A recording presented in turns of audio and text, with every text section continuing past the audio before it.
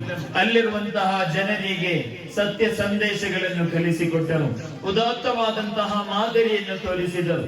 ಅವರ ಕೌಟುಂಬಿಕವಾದ ಜೀವನ, ಅವರ ಸಮಾಜದಲ್ಲಿರುವಂತಹ ಜೀವನ, ಅವರ ಸ್ವಭಾವ, ಅವರ ಗುಣ, ಅವರ ಬಿಹೇವಿಯರ್, ಅವರ ಎಲ್ಲಾ ರೀತಿಯಾದಂತಹ ಸಿಸ್ಟಮ್ಗಳು, ಅವರು ಚೇಂಜ್ ಮಾಡಿದಂತಹ ರೀತಿಗಳು, ಅವರು ಮಾಡಿರುವಂತದ್ದು, ಅವರು ನುಡಿದದ್ದು ಎಲ್ಲವೂ ಕೂಡ 1400 ವರ್ಷ ಕಳೆದರೂ ಕೂಡ ಇವತ್ತು ಕೂಡ ಜಗತ್ತು ಓದುತ್ತಾ ಇದೆ.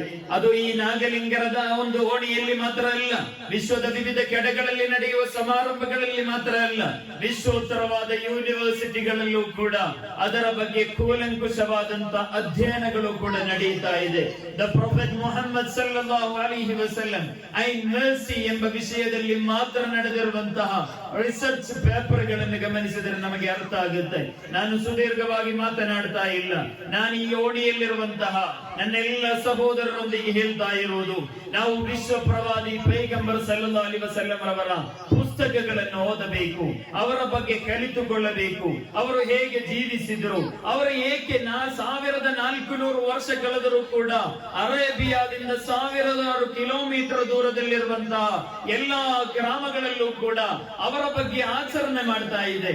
ಇವತ್ತು ಜಗತ್ತಿನಲ್ಲಿ ಅತಿ ಹೆಚ್ಚು ಯೂಸ್ ಮಾಡುವ ಹೆಸರು ಯಾವುದು ಅಂತ ಕೇಳಿದರೆ ಮೊಹಮ್ಮದ್ ಎಂದಾಗಿರುತ್ತೆ.